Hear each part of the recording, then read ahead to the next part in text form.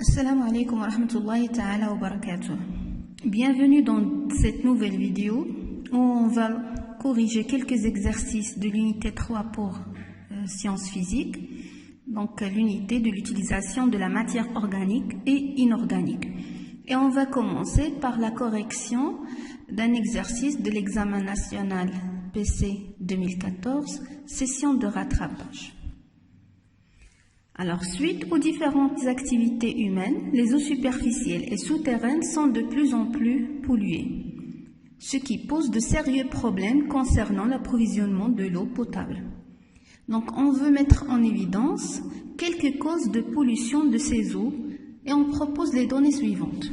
Donc, le tableau du document 1 présente les résultats d'analyse des eaux de 3 oued. Oued de Martil dans la région de Tétouan, Oued Juif dans la région de Tanger et Oued Souani dans la région de Tanger. Donc, on va doser la DBO5, l'ammonium et le phosphore total. Donc, on a le deuxième document.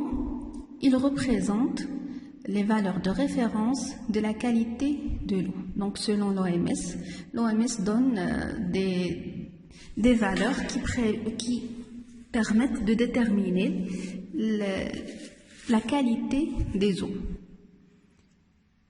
Donc, la première question, en se basant sur les données du document 1, déterminer la qualité des eaux des 3 oued. Donc, on va commencer par la DBO5. Pour les 3 oued, la DBO5, elle dépasse 25 mg par litre. Donc, 89 pour Martil, 164 pour l'oued Juif et 195 pour Souani. Donc, les 3 valeurs dépassent 25 mg par litre. Donc, on peut qualifier que les eaux de ces 3 oued sont de très mauvaise qualité. On passe à l'ammonium. Pour l'ammonium aussi la même chose. Pour les 3 oued, les valeurs sont supérieures à 8 mg par litre. Donc, on peut qualifier les eaux de ces 3 oued de très mauvaise qualité. Dernièrement, pour le phosphore total, alors pour le phosphore total, la quantité pour l'oued Juif et Souani, alors les deux dépassent 3 mg par litre. Donc, pour ces deux rivières, on peut dire que les eaux sont de très mauvaise qualité. Alors que pour oued de Martil, la quantité du phosphore total est 2 mg par litre. Donc, en se basant sur le tableau de référence, on peut dire l'eau qualifiée, on peut le qualifier entre 2 et 8. On peut qualifier l'eau de cette rivière de mauvaise qualité. Pour la deuxième question, expliquez les valeurs élevées de DBO5 dans les 3 oued. Donc, comme vous voyez, les 3 oued ont une valeur de DBO5 qui est supérieure à 25 mg. Donc, cette valeur élevée prouve que ces 3 milieux reçoivent de la matière organique.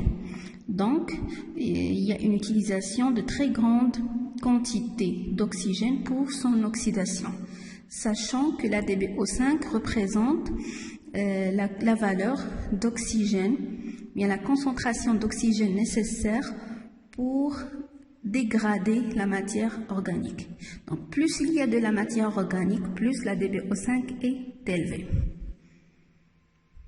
Voilà la réponse écrite. Vous pouvez mettre pause à la vidéo pour bien lire les réponses écrites.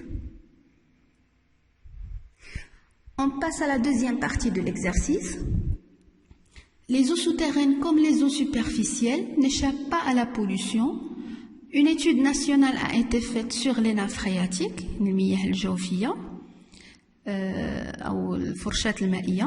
le document 3 présente les résultats obtenus dans la nappe Fès-Saïs au niveau de 2 stations situées loin des agglomérations résidentielles. Donc, on a le site l'eau, la nappe de Fès-Saïs. غناخدو فيها deux stations, عين زناقة et عين عتروس. Donc ces deux stations sont situées loin des agglomérations résidentielles, يعني بعيدة على المجمعات السكنية et loin des zones industrielles, بعيدة على المناطق الصناعية. Donc les résultats عندنا في la figure 1. Ou le deuxième site, la nappe de Mohammedia. La nappe de Mohammedia qui est une ville industrielle au niveau d'une station dans la zone urbaine et au niveau d'une décharge des ordures. Donc il y a deux sites au niveau de la nappe de Mohammedia. Le premier site, il y a la station au niveau de la zone urbaine, ou le deuxième site au niveau de la décharge des ordures. Donc les résultats dans le document 3. La troisième question, comparer les concentrations des métaux lourds des nappes phréatiques de Mohammedia et de Fès, puis proposer deux hypothèses expliquant les différences expliquées. Donc si on commence par la concentration du plomb, au niveau de la nappe de Fès, elle est inférieure à la concentration du plomb au niveau de la nappe de Mohammedia. Et au niveau de la nappe Mohammedia, cette valeur, elle dépasse 20 microgrammes par litre. Pour le cuivre, on va faire la même chose. Donc pour le cuivre, la concentration, elle est faible au niveau de la nappe de Fès-Saïs, alors qu'elle est plus élevée au niveau de la nappe de Mohammedia. Elle est à peu près entre 4 et 10 microgrammes par litre. Et dernièrement, pour le fer, pour la concentration du fer, dans la nappe de Fès, elle ne dépasse pas 10 microgrammes par litre. Alors qu'au niveau de la nappe de Mohammedia, elle peut arriver jusqu'à 65 microgrammes par litre. Alors, on a comparé, on doit proposer deux hypothèses pour expliquer ces différences, c'est-à-dire pourquoi la concentration des métaux lourds au niveau de la nappe de Mohammedia est plus élevée qu'au niveau de la nappe de Fès-Saïs. Donc, la première hypothèse, les métaux lourds, ils proviennent dans la nappe de Mohammedia des activités industrielles, puisque elle est située dans une zone industrielle. Et ces activités industrielles rejettent des polluants chimiques riches en plomb, en cuivre et en fer. Alors pour la nappe de Fès, cette zone, comme on a dit, elle est loin des agglomérations résidentielles et des zones industrielles. Donc, elle est moins risquée, bien moins exposée à la pollution. Donc, pour la deuxième hypothèse, peut-être que la décharge au niveau de Mohammedia, elle est riche en métaux lourds, c'est-à-dire le lixivia au niveau de cette décharge, qui est à l'origine des métaux lourds. Et ces métaux lourds, ils vont s'infiltrer vers la nappe phréatique. Et pour la quatrième question, proposer deux alternatives pouvant limiter la pollution des eaux des nappes phréatiques en métaux lourds. Donc les alternatives, pour limiter la pollution.